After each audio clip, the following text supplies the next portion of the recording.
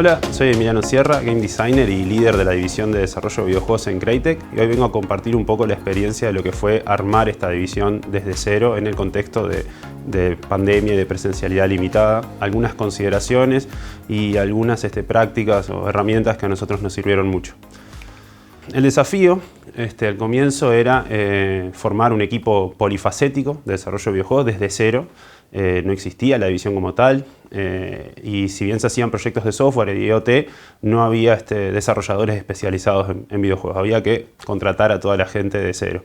Otro de los desafíos era abordar proyectos diversos de forma simultánea. O sea, ya habían proyectos en el dashboard y bueno, había que ponerlos en funcionamiento, ¿no? Y eso había que hacerlo lo más rápido posible, pero manteniendo una calidad, ¿no? Y después hacerlo en un contexto de presencialidad severamente limitada. Bueno, ¿cuál es la diferencia entre el desarrollo de videojuegos y el desarrollo de software tradicional? En principio, la diferencia más grande es que en un desarrollo de un videojuego no solo se trata de garantizar una funcionalidad o resolver un problema. Por lo general se apunta más bien a una experiencia final que muchas veces tiene que ver con que sea divertido, que sea conmovedor. Y bueno, no hay soluciones prehechas, digamos, que uno puede implementar para garantizar esos aspectos. O sea, todo está atado a un proceso creativo. Entonces, en ese sentido, los productos se diseñan, se planifican y se desarrollan con un enfoque que pone un poco la experiencia sobre la funcionalidad. Es un proceso más iterativo muchas veces que un desarrollo más tradicional. Eso, sin embargo, no quita la necesidad de que tiene que funcionar correctamente, así que los aspectos técnicos, por supuesto, son sumamente relevantes. Bueno, el primer paso, por supuesto, era crear este equipo polifacético. No solo iban a haber desarrolladores, sino también artistas, diseñadores y demás. Algunos aspectos que tuvimos en cuenta en esta instancia, en las entrevistas y en el perfil que buscábamos son, por supuesto, las tecnologías en primer lugar. Nosotros estábamos trabajando primariamente en Unity y los niveles de seniority que íbamos a requerir. Después, los aspectos no técnicos, dado que muchas de las tareas que nosotros hacemos no solo se pueden definir en términos de necesidades funcionales, y ahí es donde entran algunos otros rasgos, de los que voy a hablar un poquito después, que también teníamos muy en cuenta al momento de buscar nuestros candidatos. Después, en cuanto a los artistas y diseñadores, nos importaba mucho que tuvieran algún trasfondo técnico, porque así se podía mantener un lenguaje en común con el resto del equipo. Y después, puntualmente, en cuanto a nuestros líderes técnicos, nuestros referentes técnicos, buscamos gente que tuviera experiencia en la enseñanza o la didáctica.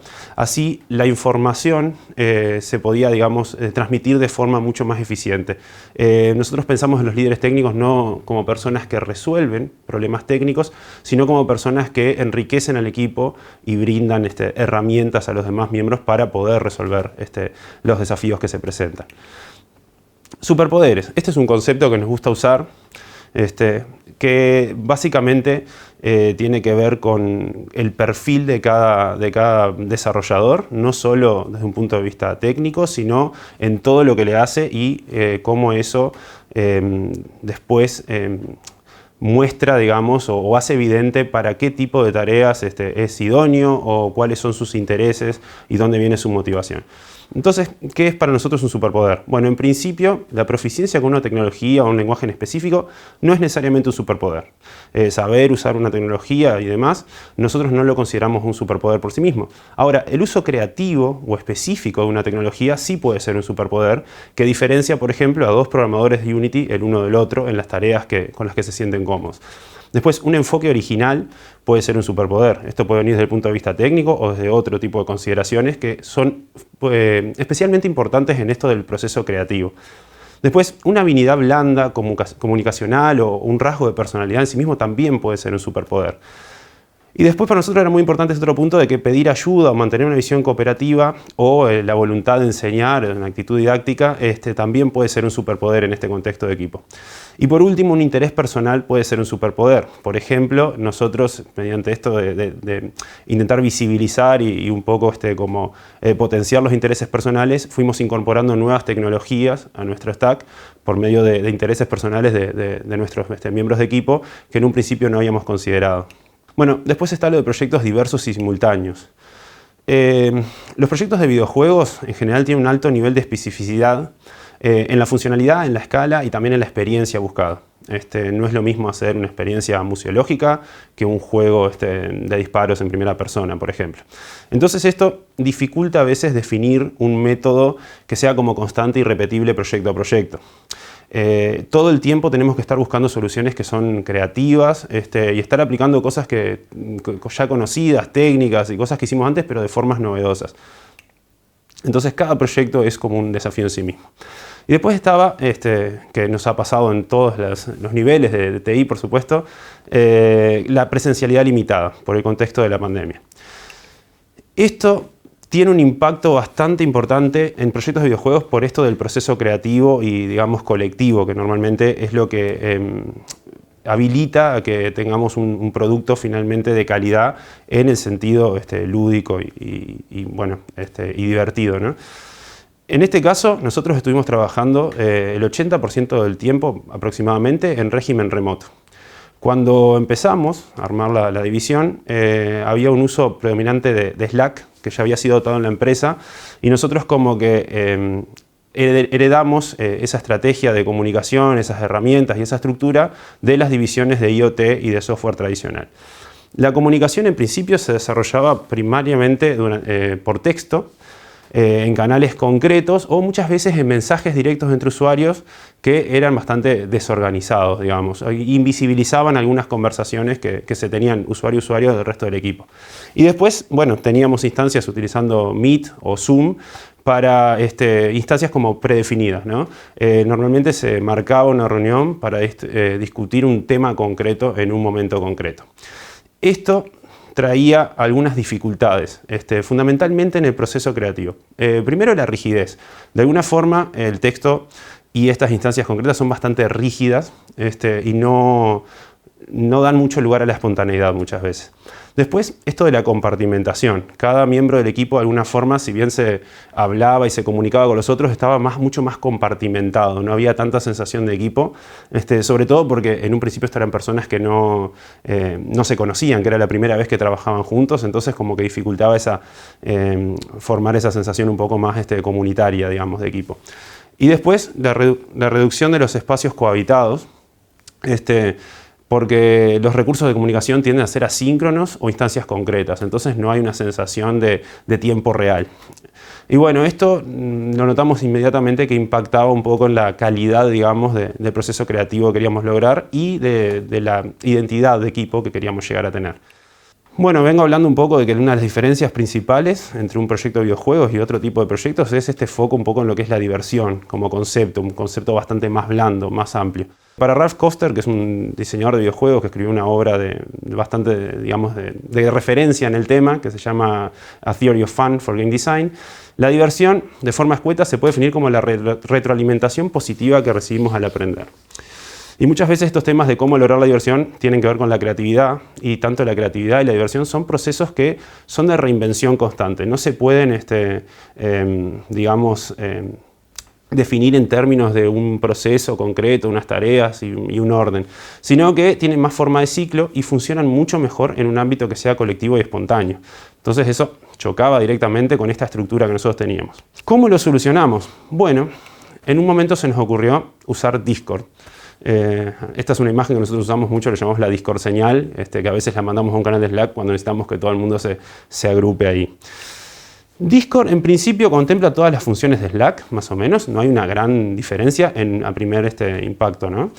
Pero lo que sí tiene Discord, por ejemplo, la primera diferencia que nosotros notamos es que es muy transversal a la cotidianidad de nuestro equipo. Es decir, todos venían de un trasfondo de jugar videojuegos y Discord es una herramienta que está estrechamente relacionada con el mundo de la gente que juega videojuegos.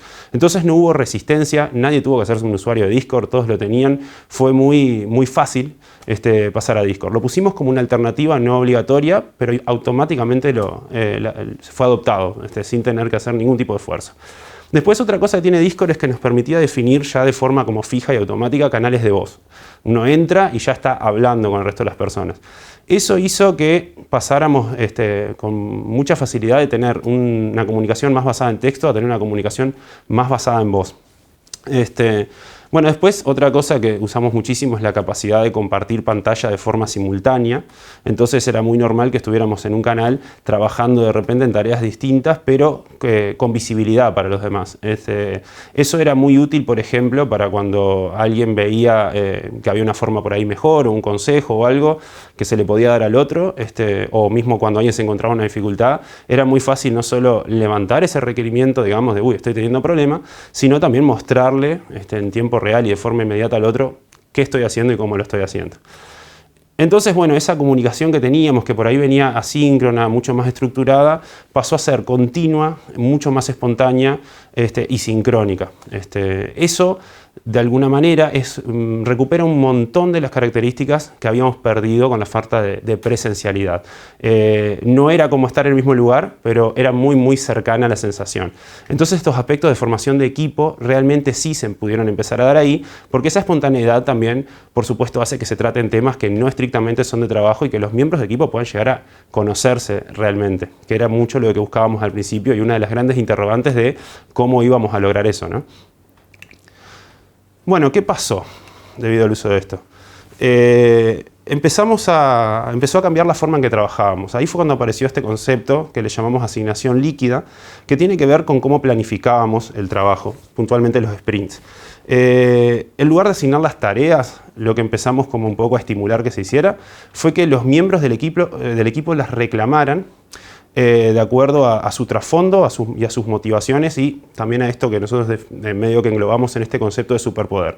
Entonces ahí es como que, por ejemplo, el Project Manager, en vez de, o sea, puede mediar la planificación del sprint, puede guiarlo, pero intentamos que no vaya y asigne tareas como deliberadamente y unilateralmente, sino que el equipo lo discuta y que la gente se pida, digamos, las tareas. También, si bien hacemos una asignación que nos permite estimar esfuerzos y demás, incentivamos a la resolución líquida, digamos, o sea, interequipo de las tareas del sprint, independientemente de quién lo tenga asignado. Es decir, quitamos un poquito la responsabilidad del desarrollador de resolver una tarea y la ponemos en el equipo, independientemente del proyecto o la tarea asignada. Y esto, mediante este uso de Discord y esta simultaneidad, realmente funcionó muy bien. Era un campo, digamos, que permitía que esto se diera y que impactó muy beneficiosamente en lo que era el rendimiento. Y después, bueno, esto también obviamente alienta a los miembros del equipo a trabajar en conjunto y a efectuar este ciclo, digamos, del proceso creativo, que es como planificar, implementar, evaluar y por ahí reimplementar, de forma como libre y en tiempo real, que era otro de los problemas que estábamos teniendo o cosas que por ahí no estaban pasando como queríamos al principio. Bueno, también con este tema de asignación líquida, como decía, mejoró el rendimiento y la calidad final del desarrollo, sobre todo en estos términos más, no tanto de funcionalidad, sino de experiencia. Propició muchas veces la generación de mejoras o características que no estaban planificadas en un principio, pero que surgían como en esa especie de lluvia de ideas constante que mejoraban los proyectos y agregaban un valor adicional. Las habilidades técnicas del equipo aumentaron porque, por supuesto, en esta cosa de estar todos juntos también teníamos a los líderes técnicos con este perfil didáctico que cuando entraban a resolver o ayudar a resolver tareas, digamos, iban traspasando su conocimiento y pudimos ver claramente que, sobre todo en aquellos miembros que eran más junior, aumentó muchísimo el conocimiento de forma súper natural. Era como tener un curso sin hacer el curso, digamos. Y después, bueno, se cristalizó una fuerte identidad de equipo y un gran sentido de ownership. La gente ya no sentía que estaba haciendo tareas para un proyecto asignado, sino como que estaban trabajando en conjunto para lograr algo que estuviera bueno, que fuera divertido, que fuera algo de lo que uno se puede sentir orgulloso. Y eso se notó claramente. Habíamos podido formar una identidad de equipo muy fuerte en poco tiempo. En un par de meses ya se sentía como un equipo que venía trabajando desde siempre.